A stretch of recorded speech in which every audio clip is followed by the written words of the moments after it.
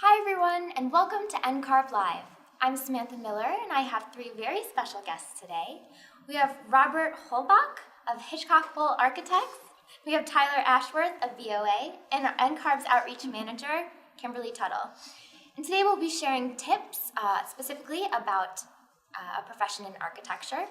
We'll be talking about how to prepare for an interview, how to negotiate your salary, and how to make the most of your internship. And at the end, we'll have time to answer your questions. So if you have any, feel free to submit them during the webinar using the Q&A tool on your screen. So to kick things off, could each of you tell us a bit about yourselves and what you do every day? Rob? First. So my name is Rob Holtzbach. I'm with Hitchcock Cole Architects. I've been practicing for about 20 years now, and my primary responsibility, aside from project work, which I have a full load, is to do all the hiring and staffing management for my firm, which I've been doing for about 8 years now. I work on commercial office buildings, multifamily residential projects, and I've done commercial interiors in the past. And then the point in saying that, the fact that I'm doing both hiring and projects, is that I'm really busy. And a lot of the other people that you're going to be interviewing with and sending resumes to are equally as busy. And that's going to play into a lot of what we talk about later on. Great, thanks. Tyler? Yeah, my name's Tyler Ashworth.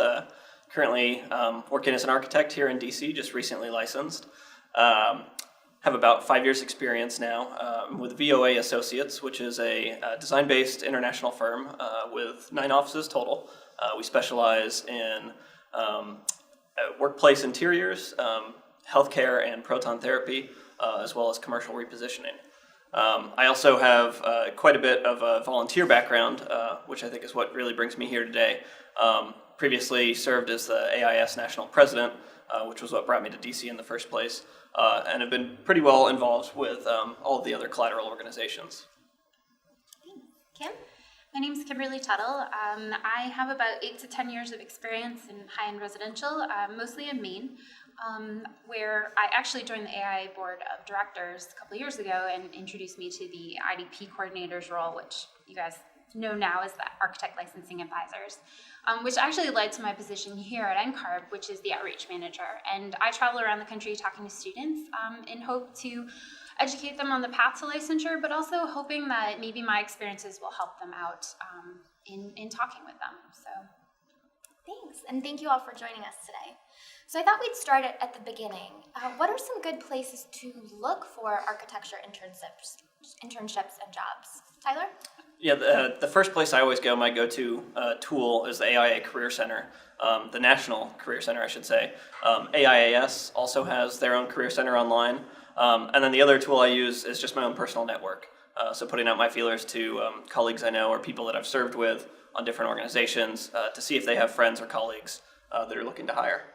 yeah, the AIA website tends to be really good for job openings, and I got on the mailing list, so even though I wasn't looking for a job, I was using it to help, if I knew of someone who was looking, I would send something their way, or just kind of keeping up on what's going on. Really, networking. I got my first job due to an alumni, and that same alumni brought me into my second job, which then led me into the AIA, which then led me into meeting NCARB and networking, and then finally here. So networking is really going to be your strongest resource in this profession because it's a small profession. We all talk, we all get to know each other, and I think Rob will cover that a little later too. Well, actually, I can cover it right now. In fact, the first thing that we do when we're looking to hire is how do we find good people? We ask people we know already for references. I'll send an email to my office saying, hey, do you know anybody you'd like to work with? Some people that are maybe not be happy where they are, let's see if we can get them in here for an interview. That's the first thing we do. Next thing we do is we advertise on websites. And the AIA DC, and as well as national websites we'll advertise on. And we also go to the architecture blogs like Architizer, Arconnect. We'll post there, and even Indeed.com we'll post on those websites. Awesome. So, Rob, as the Director of Staff Operations, what are some of the qualities that your firm looks for in a potential candidate? So I think it's going to vary depending on the firm that you work for, the type of firm that's looking. For us, we're looking for design talent. We're looking for technical capability and collaborative skills. So what we mean by that is somebody who's willing to give and take ideas and willing to have their ideas, not accepted as long as there's a discussion about it. Lastly, we're looking for a cultural fit, somebody that will be a good part of our firm, and that's just as important as everything else. But the biggest thing, and I think this goes for any firm, is you're looking for people who can become critically engaged in their tasks, somebody who's thinking about why they're doing something as much as how to do the task, because then they can add value to the project beyond just what's expected of them. And it's those people who become critically engaged in their work that end up being the most successful in their careers, and that's what we really look for. Yeah, and Rob said something I wanted to kind of highlight or re-articulate, is that, I hear from a lot of recent graduates or, students that are still in school asking the same kind of advice, that, what can they do to prepare for that interview, what skills can set them apart, and, really what I tell them is it's just as much personality as it is skills. So going into that interview and selling yourself as a person, I got my first internship in school as a second-year student with really no technical skills under my belt, but it was really just based on my personality. I went in as a confident, happy person, and they saw someone that they wanted to work with, someone that would learn the skills, but someone that they knew they could work with and trust. Yeah, I think that's really important. I've been on both sides of that, where I haven't had a really fantastic positive experience because I didn't have the self-confidence, but when I worked more and gained more experience, my confidence level grew a lot, and that definitely made a difference when I was interviewing. And you really have to be at the point where when you're walking out of an interview, you have to be okay that maybe that's not the job for you. Maybe you don't, maybe that's not the firm for you, and that has to be okay. You have to be all right to just walk away. I think that's the biggest thing. Put yourself out there and... But can I add to that? Yeah, Which is the notion that you're going to walk away but not forget about them, because once you've interviewed with them, they know who you are, and they might actually want you to be one of their employees. So now they're part of your network. You might not want them now, but in 2 years, they might be the perfect fit for you. So once you have that interview, maintain those contacts, and it all goes back to the network, and they're now part of your network. And always send a thank you note. Yeah. Thanks, guys. So, Rob, let's say there's an open position. How many resumes might you sift through? We'll get hundreds of resumes for a position, and we have multiple positions open, so that that multiply that. It becomes a challenge. So what happens is, and you've probably heard this before, but it's true. You literally have 30 seconds for your resume to get you the interview, and that the best thing that you can do with your resume is send in a set of work samples or teaser pages that allow us to get a good gauge of what project types you've worked on and the skills that you have to offer. So what makes these work samples stand out? It's basically eye candy. You have to kind of look at it like that. It's something that's going to attract our attention and say, yeah, wow, this is great. We want this person. So it's great renderings. It's maybe some sketches. Hand sketches are fantastic. If you have a good conceptual sketch that you can include in that, that's going to really stand out as well. Mm-hmm. Well, I think it's important to add that it's not the whole portfolio at that point, right? The portfolio is something they might ask for while you're filling out that application or in that process of trying to get to the interview. But send in the work samples. Leave the portfolio for later. Keep it limited. Be careful about what you include. Show your best work in those work samples, right, and try not to just send everything up front. Yeah, and then it goes back to what do you end up bringing into? What does that end portfolio look like? And we had talked earlier that it shouldn't be digital. I mean, Rob's seen a few instances where. Yeah. Well, I think that the best way to approach the interview and the portfolio is that this is a way that you're going to show off your work, and it's a tool for you to tell stories with. And if you come in with an iPad or a laptop, it's very hard for many people to see it at one time. I've even had a person come in with an iPad mini, which is almost the smallest platform you can imagine except an iPhone, which I wouldn't be surprised if somebody tried to do that too. But I really recommend large printed sheets because it's much easier for people to see. And plus, you can avoid any potential technical difficulties. Yeah. And you had mentioned earlier that I've gone in with an entire set of drawings from projects, and then employers can flip through and you can point out what you've done and why you've done that. Maybe some things you've learned, lessons learned are always. A half-size set of CDs is a great thing to bring along You can flip it open to a sheet and show that it's the building sections that you worked on, some of the details. Yeah. That's fantastic. And you were talking about it doesn't have to be such a high-end.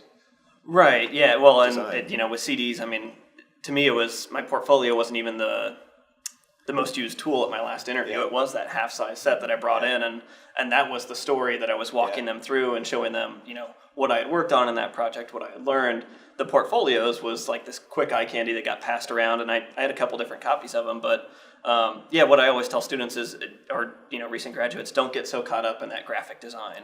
Every line doesn't have to be measured and perfect in the portfolio. Your work should show and be quality work, but you don't need to spend those hours and days and weeks and months agonizing over what's this perfect portfolio. It's just like a resume. They're going to flip through it pretty dang quick. So. Well, simple, clean, easy to read. For resume and portfolio, that's, I think, the mantra. Don't overdo it, because it's all about you and the way you use it to tell stories. I know we're kind of diving into portfolios right now, but there's the best way for you to get across the skills you have to offer is to tell stories during the interview process. And so there's a great example of a woman who had an army barrack in her portfolio.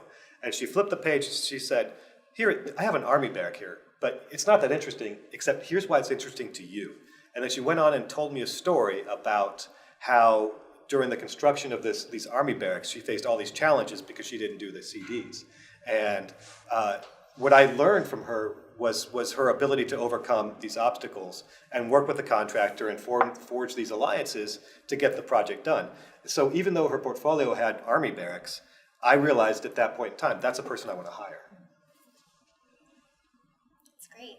So let's step back a bit. Before you get to the interview, what are some things that you can do to prepare for the big day?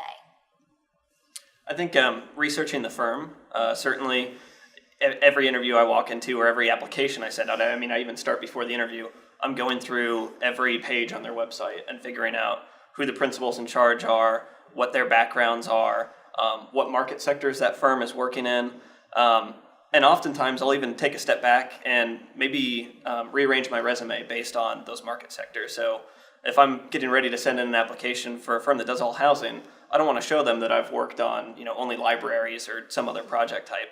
So I'm going to maybe reorganize my resume and my cover letter a little bit. But yeah, taking those steps to come in and be ready to talk about the firm during the interview, you have to do your research and know ahead of time who you're going to talk to, and knowing that you want to work there as well, and that's going to show them that you want to work there. And it's totally appropriate to send an email asking who you're going to interview with. Exactly. Yeah, because another thing I've done as well is finding out more about those people, looking them up on LinkedIn or elsewhere on the internet, and then you can find out maybe the principal at that firm went to the same school you did, so you already have something in common, and that makes you that much more memorable during the interview when you can, you went to here as well. So. Yeah, and for me, my experience has all been really small firms, probably 12 people max. But for me, going into some of my job interviews, yes, being prepared, boosting, giving yourself that self-confidence and boosting, getting psyched for that interview, but also learning maybe what they could use help in. So knowing that, I've got some Photoshop skills. You guys are doing marketing. Maybe I could help you out with your marketing, and figuring out ways that you can be an asset and sell yourself to that firm in maybe different ways than just your design, your architecture skills, I guess. That's great. And you had mentioned that you worked at a small firm previously. So are there differences for preparing for an interview at a small firm versus a larger firm? I'm not sure that there are too many differences. An interview is an interview, and I think they're pretty common throughout the profession. But yeah, that is really one thing that I did, is that I looked at, I knew that they were trying to launch a new website, and I knew, I know a little bit of WordPress. Let me see if I can help you with this. Or, I see you're trying to get into marketing, or I heard they were trying to do, maybe a restaurant. And so then I flipped to that page and I said, hey, look, I have a little bit of experience, still, a year out of school, and I did this, but I understand this is how I can help you. And those are ways that you can interact with them. It all goes to research and being prepared for the interview. So it doesn't necessarily matter if it's a big or small firm. It's just who are they and how can you help them. Yeah. The interview is going to stay the same, but the difference between the size and firm might inform some of the questions you ask during the interview or how you prepare for it. And I think another important takeaway is that you are interviewing the firm as much as they're interviewing you. It's true. Yeah. Can I speak to that? Yeah, absolutely. So just as the person who's doing the interviews, I like it when people come and they're asking me questions about my firm, because it shows that they're engaged, that they want to be part of what we're doing, they want to learn about us, and that they value themselves enough to try to make sure that we're a good fit for them, because we're certainly trying to make sure they're a good fit for us. So I think that's fantastic. Yeah.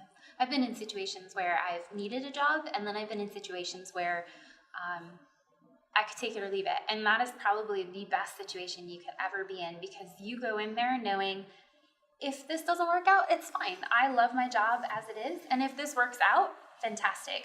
I mean, I know that's a hard spot to be in, but it's the most wonderful spot when you're interviewing for a job. If you know, the best, either way it comes out would be the best of both worlds. So. Mm-hmm. And we had spoken earlier a bit about going in there, I think Tyler, you spoke to this, and having the confidence to sell yourself and your skills and what you can do for that firm. Let's say you're not in a position where you can take it or leave it. How can you sort of leave that behind, that, okay, if I don't get this job, I'm not going to be able to pay rent this month. So, what are some tips to help exude that confidence and really show that you are the perfect candidate for this position? Right. Well, hopefully it's not a matter of rent. That would be unfortunate. But I think with any interview, anytime you're going after a job or you're trying to be successful at something like this, that it's a little bit of a mental game, right? You have to kind of psych yourself out beforehand and kind of see the goal at the end, right? It's like sports. You see yourself hitting the ball with the bat, and then it happens. So when you prepare for that interview, you kind of have to, like you said, set that stuff aside, convince yourself that you're the one for it, and get your positivity up, your confidence up, and really just go in there, ready to show your best self. I think the biggest mistake I made in an interview once, and I found this out after that firm called my reference, and his feedback to me was, we really liked Tyler as a candidate, but we didn't see any of his sense of, kind of wanting to change the world or all this volunteerism that he does. Because that was what my reference had to say about me. And they said, well, we didn't get that. All we got was his, interest in production and these things. And after hearing that, I realized I never really told them who I was. I jumped right into the architecture stuff. And it's important, like we were talking about earlier, to take that minute when they say, tell us a little bit about yourself. That's your spotlight. That's your chance to be on stage, to be exciting, smile, be who you are, and show that personality. And hopefully, like we were saying, it's the personality that they're going after. And I think for me, part of being prepared is really kind of knowing what your strengths and weaknesses are. For me, one of my interviews, I definitely had a lack of self-confidence. I really did. And I didn't realize that until after they called my references and they said, kind of expressed that. And I was like, oh, wow, I didn't realize that was coming across. And so for future interviews, I definitely made sure I had that in check. And I mean, my confidence grew, as everyone's will when they start working and they get used to what they're doing and get more involved. But knowing that, I was much more aware of that in future interviews, because you don't want to put that out there, and you just want to make sure you know what you're putting out there when you are interviewing. Well, something that helps you to gain confidence is the notion of hopefully before you actually start looking for a job, is you really sit down and think about who you are and what you want. What is my skill set? What do I have to offer? And what do I want out of my career? And then you can target the firms that you're looking for.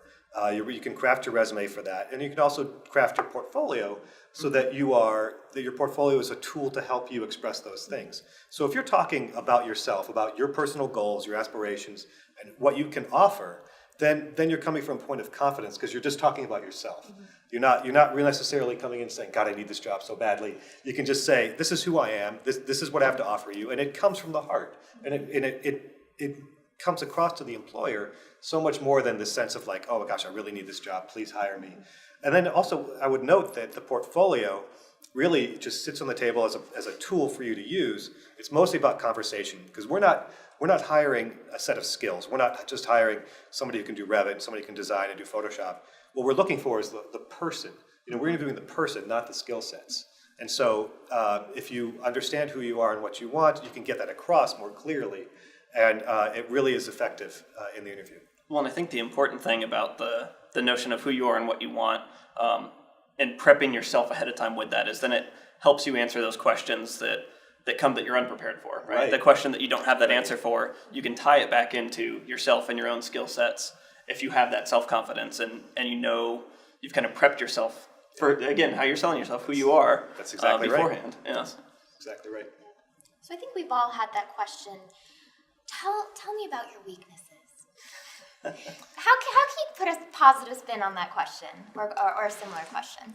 Well, so, I'll- Because it's bound to happen to everyone. it is.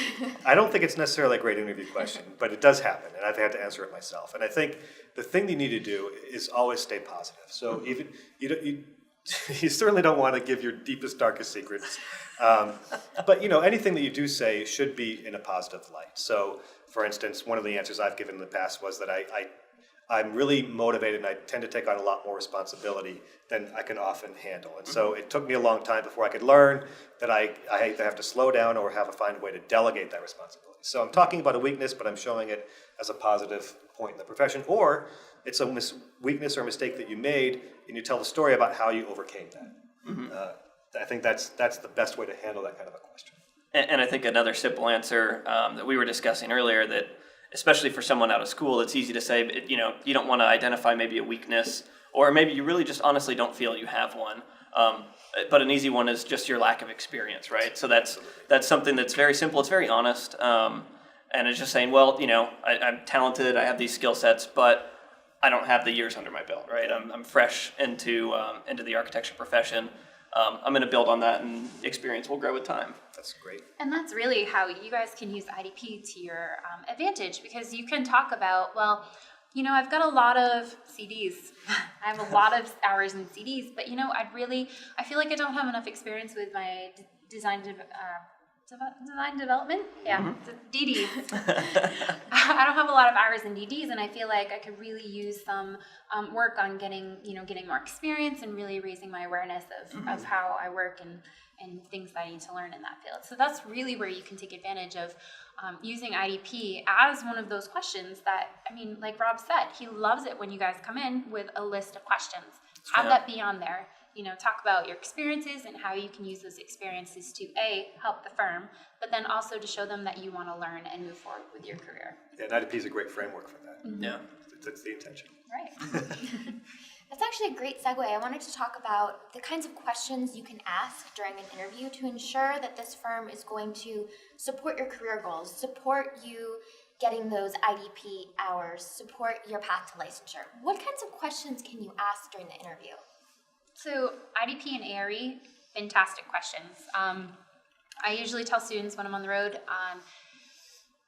write down, like Rob said, having a list of questions is key. And a lot of people, I've been one of them. I've been in interviews and people are like, so you have any questions for us? And I'm like, just blank. Blanked out. So writing them down is really great. And starting off with IDP and ARE are really good, because it shows your employer that you want to develop your career. You want to become licensed and move down that professional path.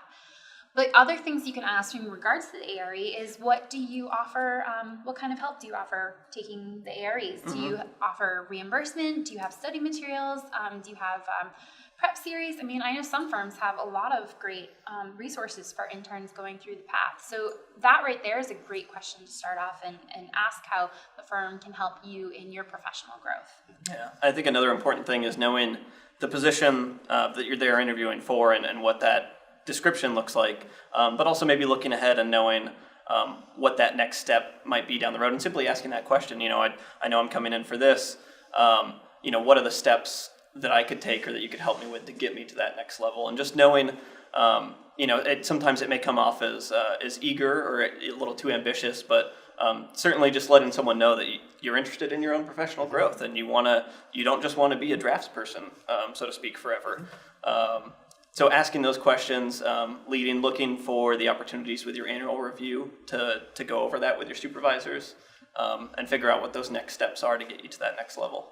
Those are great, and in fact, we want people to be interested in their own career development. If somebody doesn't really worry about that, then it's probably not somebody we want to hire. But also, it's something that we're looking for people who want to become part of our firm and help build the future of our firm. So people who ask questions about where is our firm going? Where do we see ourselves in the next 3 to 5 years? Are great too, because you're interviewing the firm as much as they're interviewing you, and so if you are trying to gauge where that firm's going, it shows a lot of interest. Also, it's good for you to kind of know, are they heading in the direction that I want to be in? That's great. So let's say this is your first job and you are, you don't have much experience under your belt. What can you do to get a leg up on other candidates? Tyler, I think you... Sure. So, again, first job, you don't have all that experience under your belt. Getting a leg up on your other candidates, for me, what has been at the top of my resume always is my volunteer experience, right? My involvement through the AIS, now the NAB board. That's where I kind of find my energy in this profession. It's how I recharge my batteries outside of the office. And that also helps me to develop a network. So like we were talking about earlier, it's those connections that might lead you to your next job. That's certainly one way. And then you can use, again, your local AIA chapter to go to different maybe skills seminars or ARE classes. So I think being involved for me is the one way. I just have to piggyback off of that. I mean, networking is, from my experience, that's how I've gotten all of my jobs. So I cannot knock that at all. And extracurricular activities. You never know who you're going to meet. I was in a singing group, and there was a seasoned, really well-known architect in that group. And, you kind of get to network, and you get to meet them in different ways. And you never know when that next job opportunity is going to come up, and if they, you might be in the top of their minds when they're thinking about you. I do want to add as well, credentialing is another thing. I mean, obviously, probably a lot of the people watching right now are working towards licensure with IDP or ARE. But just as much as even having that on your resume or having that conversation, it is something that, you might think is obvious that everyone's working towards that. But I've talked to employers that, they want to hear that during the interview, as opposed to someone that they might just assume is going to go into that job and maybe licensure is 5 years down the road for them. Even if you don't have something done saying you're part of the way through, or I've passed 2 exams and I'm in the process, that shows them a level of commitment that I think, a lot of employers want to see. Can I, add to that real quick? You never also know, like I said with the singing group, you never know what you might have in common with someone. And like Rob said, they're not just hiring for your skills, they're hiring people. We all spend 40 hours a week. We pretty much live with these people that we work with. So you want to be able to get along with them. And I know, like my last boss, he was a huge hockey fan. So every time he couldn't go to a game, I would get his tickets. We had that to talk about, You just never know when you're going to be able to connect with someone and have an opportunity to engage with them. And engaging and asking people about themselves, always really... That's actually a really good point. Yeah. Really Keep an open mind. Yeah. At what point in the interview process is it appropriate to ask about salary? And this is a question that we've received several times via email before the webinar, so I wanted to make sure that we got to that question. So Never. Not until they bring it up. Let them lead the discussion. Please don't come in and ask what the salary is until they bring it up. But that's a door opening. Still follow their lead, but that's, again, you're interviewing them, so you do need information. For instance, if the discussions occur, do ask about whether they contribute to 401k. Do ask about their leave. Do ask healthcare plans. But again, follow their lead. Don't push too far in that, because especially in the first interview. But some later on, if you have a second interview or a salary negotiation, absolutely, it's open season then. Yeah, you want to let them ask you first, and you don't want to appear as like you're gold mining, right? Like what all can I get from this firm by me coming to work here? Yeah. Certainly those things are going to be on the table, but what I always when they've asked you what you need to make or what your salary range is, then they're interested in you, and that's, again, like you said, that door is opened up, and then you can start having those conversations. And I think there are some good resources for gauging what that gap. Sure. Yeah. The range. The AIA National has a compensation survey that they do every 2 years, and that's honestly, as a firm, that's really the only thing that we use as our gauge for aside from what we're able to kind of glean from other firms, but we really don't have that much information. So it's really the AIA compensation survey that we use. Yeah, and that's an important tool for those that can get access to it. When you are trying to figure out what your worth is, you can use that, and it's broken down by region, by city, by experience level, medium, high, and low, as well as your position. So you can figure out, I'm a 0 to 3 year architect in terms of my experience in the DC area, and then you can go right to that chart and see approximately this range of what you might be worth. And then that helps you when they ask, what's your range or what do you need to make? Then you're not asking outside of your range or, giving them some astronomical figure that they're just going to dismiss you entirely. So we've been on a very positive note. I want to switch gears a bit.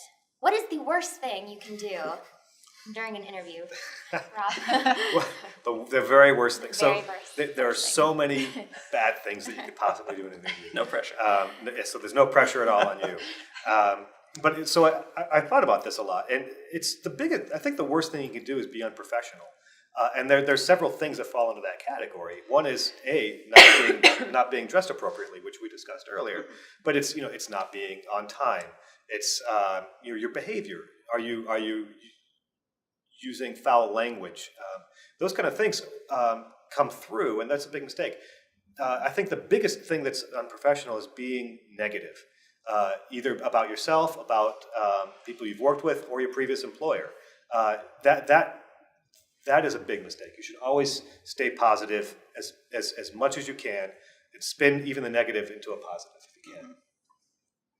Yeah, and so speaking of spinning negatives into positives, I would say the biggest mistake you can make, again, is just not, I'm thinking back to that one interview where I didn't tell them who I was.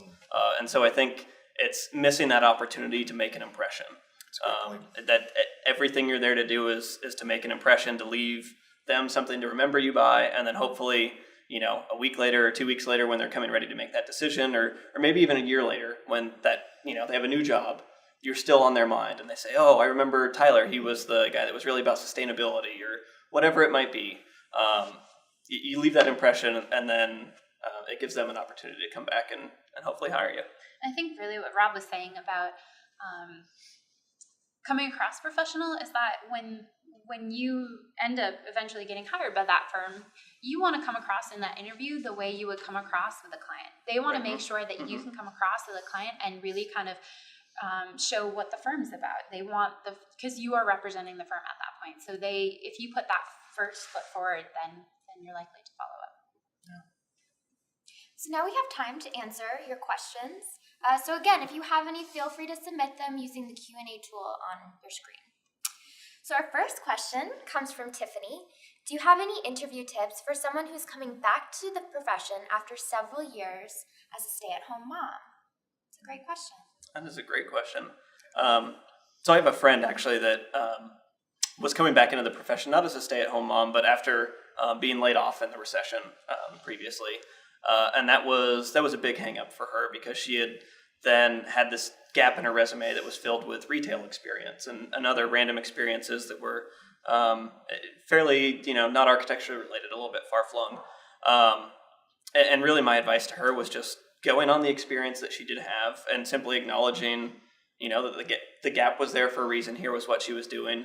Again, it came back to confidence. It was stepping back into an office for an interview and saying, yeah, the recession came along, things weren't going so great. I stayed busy with these things, but now it's architecture. This is what I want to do again. So it might not be the ideal piece of advice, but the only thing you have to build upon is your experience. If you did have experiences related to architecture, certainly there's a way you can package those and spin those in a light that might apply to that new potential employer, right? So you might have been doing furniture design or something for a case goods manufacturer. That's something that's still relevant and something worth talking about. Yeah, just staying positive and using whatever you can. I mean, I know that I wasn't laid off, but I do have a whole bunch of different work experiences. I work for supermarkets, I've worked for film companies, and using the customer service aspect of that and knowing how to talk to people and have relationships. So selling those points that you can learn in different jobs, using those and selling yourself in that. So I think I would assume that you're acknowledging that your years of experience don't match your years out of school. So I think that's a big thing, is to acknowledge that. Let's say you worked for 2 years, then you became a stay-at-home mom. So you're basically a 2-year person to the employer. Now the profession's moved on in terms of technology. Likely, the firm is in Revit now, and you might not know Revit. So I think a big thing for you to help with the interview is to, and just with the whole job search, is to go out and actually seek out, take a class in Revit. Understand what is the current technology, what's the current knowledge base, and making an effort on your own to learn those things. If you can come into the interview saying, yes, I'm doing these things to get caught up, that's going to go a long way. I do want to add to that, actually. So for someone that maybe is in that boat, or is in that boat and say hasn't had a successful interview, if you feel comfortable enough doing so with that firm that you're interviewing with, say you have an unsuccessful interview, asking them to figure out, what would it take for you to be hired by them? So the reason they didn't hire you, essentially, and it could be Revit, right? So then you find out, I do need to go work on my Revit skills, take a course, or get a certificate. It could be something else entirely, but it never hurts to ask, right? They might tell you, they just don't feel comfortable telling you. They might tell you, and as with anything, it's their own personal opinion, it's the firm's opinion. So don't let that crush you too if it's something that is, is maybe negative just against you in general. That's great advice. Thanks, guys. So our next question comes from Naseen. What would you say should be the focus for students who are coming out of school? I think this candidate is concerned about the gap, perhaps, between some of the classes she's taking in real-world experience. I guess just trying to make your portfolio as strong as possible, and highlighting your strengths in your portfolio when you're creating that, highlighting the projects that you really feel passionate about and can speak strongly to about why you made some of the design decisions you did and stuff like that. So yeah, it sounded like, again, like gaps and maybe technology gaps. So again, this goes back to Revit and some other things. I found myself in that same boat, or similar, when I got out of school. It was right in that transition between CAD and Revit. So the courses we had in school were all CAD. I had zero Revit experience, and now I was finding myself interviewing in front of firms that were looking for that experience. And so the best I could do was, without lying, a little bit fake it, I'd certainly touched the software before and had been in Revit before, but I hadn't done it in a production environment. So how could I sell that? And again, sell myself as someone that was hardworking, a quick learner. And I found a firm that was maybe willing to take a chance on me as someone that didn't have that full experience. And I picked it up really quick. So I think it's just a matter of again, that kind of confidence, selling yourself for what you do know and what you do have, and then writing on faith a little bit. Yeah, and I think it's important too to know that the employers know that you don't have a lot of skills in the profession yet, because you're fresh out of school. You may have great graphic skills, you may have great modeling skills, but you can't put together a set of drawings. And so we know that, and we acknowledge that. So I think the best thing to do is highlight the strengths that you do have, and talk about your goals and your eagerness to develop in the future. I think that's really the best thing that you can do for yourself. And I think, just for a little plug, I think on top of that, Go ahead, Kim. we have the Emerging Professionals Companion. So if you know that a firm is really into sustainability, find the associated Emerging Professionals Companion that goes with that, and read it, do the activity, take the initiative, and then you can use that as a selling point when you're in your interview. It's true. And earn IDP And credit. earn IDP credit. There you go. Carla would like to know if a thank you note by email is okay. Yes, it's fine. A thank you note by hand is great. Email is perfectly appropriate. This is my point of view. Yeah. What I try to do, actually, if it's that same day, and if I was in a job and going to an interview in that situation where I really don't need it, which is ideal, try and send a follow-up email that same day and just a quick note and thank you, and then follow up within a week with a thank you card. Yeah. Either or, both are great, but certainly you do want to at least provide that follow-up again so your name is fresh in their head. Actually, can I jump onto that? Yeah. So, and maintaining contact too. So it's not just a thank you note or an email and then wait to hear back from them. If, for instance, during the interview you discuss a particular architect that they like or that you like, or you see an article about their firm, send a link to that article or that architect's website or something to that person maybe 3 weeks later and say, hey, I saw this, this reminded me of the interview. Hope you're doing well. And so it's a great way to stay in contact without saying, hey, are you going to offer me a job? So Can you hire me? It's a really smart way to stay in contact. Yeah. Well, and you said something about that too, about applying to firms and the reference versus cold calling. And even if a firm's not hiring, still send in your resume. Absolutely. Yeah. Yeah, that's sort of the very front end, which is you definitely, if you know who you are, you know what you want, you're going to target the firm you want to work for, you're going to send your resume to that firm even if they're not hiring. Because chances are they're still interviewing. And if you can get in that interview, as soon as they know they need to hire, they're going to go to that list of people they've already interviewed. And you've got a job offer before they've even advertised. Well, apparently our panelists are architects and psychics, because our next question was from Adam, who wanted to know how effective a cold call is for responding to a position without any network connection. Is there anything else you'd like to add? So I haven't had much luck with Yeah. cold calling. So again, if I'm understanding the question correctly, it's a cold call regarding an ad. The first thing I would tell anyone as advice, make sure you're reading the ad fully. I have seen some ads where they don't want phone calls, simply because, like you said earlier, you get hundreds of resumes for a position possibly. So if a position description goes out, they might now be getting 200 phone calls while they're simultaneously trying to manage projects and short-staffed because you haven't been hired yet. So make sure that a call is welcome firsthand. But yeah, then I think, certainly if we're talking about like a shotgun approach here, there's positions open, you might not have a reference there. First, try and find a reference. LinkedIn, again, is a great tool for that. You might find there's a friend of a friend, right? Someone that knows someone at that firm that you can get some sort of an in. And that's a name you can drop in your cover letter. But otherwise, people still do get jobs without references, so it doesn't hurt to put that out there. Do the research, though. Talk about that firm and their, projects in your cover letter, and maybe tailor your resume to that firm. Yeah, definitely send the resume out. I'm not so certain about calling. Even if the ad doesn't say don't call, I prefer not to get phone calls. I'm probably, honestly, not going to return it, and I probably won't take it either.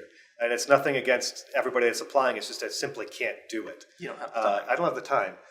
But if you do decide to call and you get a voicemail, make sure you know exactly what you're going to say when that beep goes off, because you can ruin any chance you have by having a long, rambling email or voicemail message. Absolutely ruin your chances. Good to know. Can a portfolio be a combination of digital and print? Yes. Yeah. I think as long as the digital portfolio is something that's accessible. If it's an iPad, make sure that you pass it around. But I'd rather see the print version. When I say digital, if by digital you mean a portfolio that's on the internet, that's great. But don't expect that the employer is going to have a way for you to access the internet to show your portfolio online. Yeah. Well, and so I think the way I was reading that, or hearing that question rather, what I do, I'll send my cover letter, resume, work samples, right? Just a couple of sheets. On top of all of those sheets, it's kind of the very same consistent, my name and contact information. But then I have my personal website, and that has my portfolio. If I'm following up to a job by reference by email or something like that, I might send them all of that stuff, and then I'll say, oh, by the way, here's a link to this specific page on my website with a portfolio or the project types that you do. So here's my housing experience. So everything they need is maybe attached to that email or they've already received in print. But then if they want to explore more, they have that option to click the link, check out my website. But at the actual physical interview, I'm still going in with print material only. I don't want to rely on technology. And do you all always bring copies of the resume, several copies? Multiple copies. You shouldn't assume that the recruiter is going to have them printed out waiting for you. Yeah. Absolutely. Actually, in fact, I almost never come down to the interview with the resume. I leave it upstairs just to see if they bring copies. The other thing is, and this is interesting, is that you can't control what happens to your resume when you send it out. You email it out, and then an administrative assistant may print it to black and white, even though it's color, and then make 5 copies of that black and white copy. So you have no control over what happens to your resume after you send it. So if you come to the interview with the perfectly printed, color, glossy pages and hand those out, then you've actually established control again. So definitely bring copies. Actually, I had a question following that. So resumes, but then also references. When do references come in? Not until requested. Yeah. Okay. So you always keep those kind of tucked away until Please. they're. Yes, for your own benefit. You don't want to send out, a lot of people have their references listed on their resume, but then, again, that's information that you're giving out there that you can't control. We may call the references before we even contact you, and then the references may not know they're going to be called, so you want to control that information. Our next question comes from Jason. How do you approach asking for a higher salary than what was first presented to you? So So that's you so that's negotiate. salary Yeah. negotiation. It's okay to negotiate. That's the first thing. It's okay, but it needs to be respectful and professional. I think that's the most important thing, is to understand that they want you now. I mean, after you've gone through this whole process, the employer wants you in their firm. So they're not going to lose you over a couple $1,000s, probably. Hopefully. But what you need to do is do your research. You need to understand, especially based on the compensation survey, this is what a person with my years of experience in this position should be making. And then I bring these additional skills to the table. Therefore, I think I'm worth this much money. And if you come forward with a logical, respectful reason why you deserve more money, make it. But I also recommend that you do it in person if you can, or on the phone. Don't just send an email back saying, try to negotiate by email. That's a mistake. That's too impersonal. Well, yeah, and I think, like you were starting to frame it there at the end, because we were having this discussion during lunch, I think that's the most important part, is not just asking for, if you're going to negotiate and you want a couple extra thousand or a couple extra percent, not just throwing that out there, but giving them, real specific examples or really reasons why you're worth it and what you'll contribute to the firm. Right. For that, if they're going to give you this extra money in hiring you, what else are you going to bring to the table, or what are you already doing that you're going to do exceptionally well, and then live up to that once you get hired, right? You don't want to get hired at this great rate, this high salary, and then underperform. That's not going to be good for you. It's not going to be good for your reputation, and the firm's certainly not going to be happy. I mean, and the other thing is that you never know what that salary. I mean, you should know at that point what that salary is going to offer, and there may be added benefits that you didn't realize maybe you didn't have in the job before. I know when I moved from one job to another, it was only about $1,000 increase, but I didn't have to drive an hour to work. I could save $50 a week in gas, and I could just walk to work. So, I mean, there are a lot of added benefits. That was kind of an increase in salary because I wasn't spending that money on the back end. So talking about health insurance and all the other added benefits could have an impact. Actually, that raises a good point too. So another thing to think about is it's not just the salary. So firms have generally have a specific range in which they're able to make an offer. And if you're sort of at the top end of that range, but you still want more and deserve more, there's other ways to do it. For instance, maybe the firm can pay for your parking. Maybe the firm can give you metro checks or public transit vouchers. Yeah. These are things that have monetary value, or even maybe additional leave days. They have monetary value, but they can still say you're being paid within this range, so it keeps it fair within the firm too. Great. So our next question comes from Reagan. As a soon-to-be college grad, who should I have on my reference sheet? And how often are references actually checked? So, yeah, I think just like we talked about earlier, leave them for request only. I will answer, who to have, especially as a recent college grad. That's oftentimes difficult, right? You might not have that professional colleague to have on there, someone that you've worked under, a supervisor. If you did have an internship in school, absolutely one or two of those people. As high up as you can get at your firm that will still give you a good reference and know your work well. That's right. You don't want to put the firm principal on there who's A, not going to have time to pick up a phone to talk to that person, and B, might not have had any clue what you were doing at that firm. That's true. Last thing you want them to say is who? Yeah.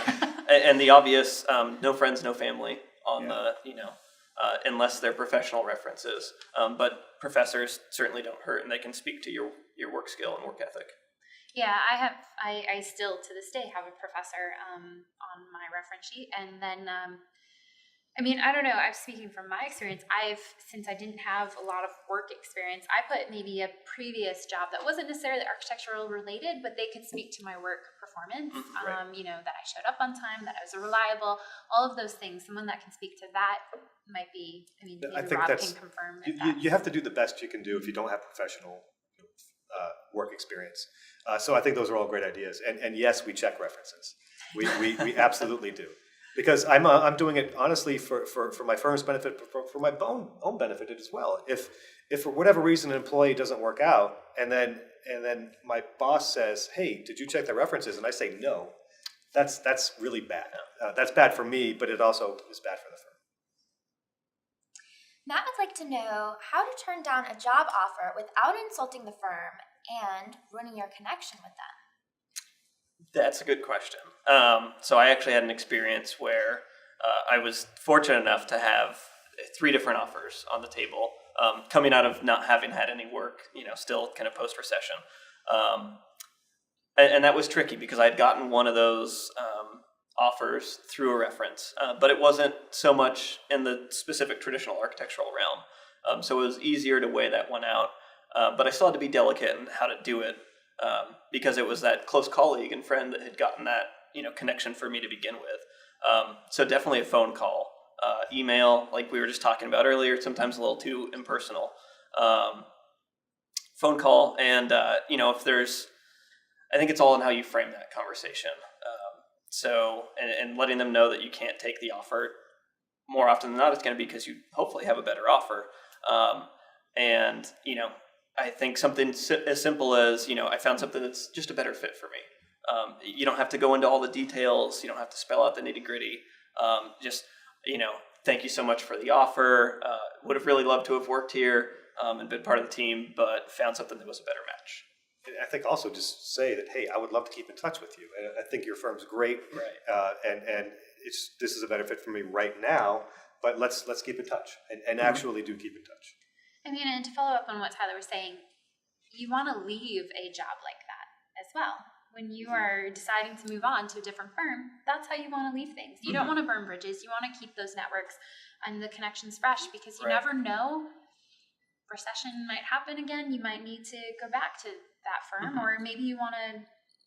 You never know. or that person that you've worked for, that previous firm, now works at the new firm that you want to get hired. Yeah. That's right. And so that person that you just burned a bridge with is now interviewing you again. That's true. And from my point of view, anybody that doesn't take our offer, that's somebody that they've already been vetted from us. We've already done all the work. We know this is the person we want to work with us. So we're going to track that person over the course of their career, and maybe in 2 years we'll give them a call to see how it's working out. So you definitely want to keep in touch. And anybody that's actually in charge of hiring out there, I recommend that you keep in touch with those people that have not accepted positions, assuming they did it in a professional manner. I have had some people that, based on the way that they declined, they were off our hire list in the future. What's the biggest pet peeve that you see during an interview?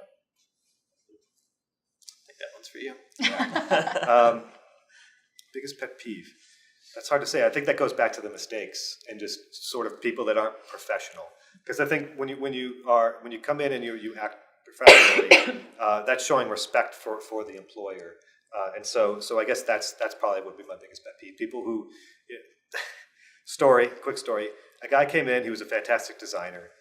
He was chewing gum. He had sunglasses on the back of his head, and he was wearing flip-flops and jeans. Wow. So I immediately decided I wasn't going to hire this person, even though he was fantastic at what he did. So I guess you could call that a pet peeve, just because it wasn't respectful. I mean, and following up, dressing, figuring out how to dress and what to wear on your interview, I would strongly suggest, as Tyler said, making sure you're being prepared and looking through the website. Check out what people are wearing. Maybe they have a very casual dress code. Maybe it's business, maybe it's business casual. Kind of always figure out what their standard of dress is and maybe take it up a notch. That way you're definitely not underdressed and you're, kind of showing how professional you are. I would say even definitely take it up a notch. Our firm is certainly casual dress most of the week, or any given day, but if there's client interviews, and that's, us going out and trying to get our firm jobs, those people are all wearing suits, or pantsuits for women, dresses, skirts, whatever it might be. So, dress up when it matters. Once you get the job, then you can wear your jeans and, whatever makes you comfortable. Thanks, Oh, I guys. I have one more. Sorry. Firm handshake. Look the person in the eye and give them a firm handshake. That matters. It really does. So we have, I think, 2 or 3 more minutes before we're going to get cut off. So before we sign off for today, I was hoping that each of you could briefly state, your one takeaway from today's webinar, an important tip to take home for all our emerging professionals out there. I'll go. Yeah. So, as I said before, knowing who you are and knowing what you want, if you're able to establish very confidently, like these are the skills I have to offer, and this is what I'm looking for in my career, it's going to benefit you in your resume design, your interview skills, and even negotiating to make sure that you're getting what you want out of your career. I think for me, it really comes down to just being positive and being confident. When you walk in that interview, you have to kind of mentally set aside all of those things of, the skill sets that you might not have that you're worried about. You have to go in ready to win that job. So it's like that mental psyching yourself up beforehand, but always be positive and be confident and just display your best self during that interview. And definitely networking. I'm really big about networking. You never know where you're going to meet that next person. You could be sitting on an airplane talking to somebody and then realize, oh, hey, that's, a potential job. So networking is key. And even like as you move up through your career and move up through the firm, networking is huge in that, because if you can put yourself out there, that can help the firm in the long run. That's absolutely right. So Great. Well, thank you all for joining us, and thank you for joining us. And be sure to check the blog next week because we'll be posting a video recap of today's webinar. Thanks. We'll see you next time.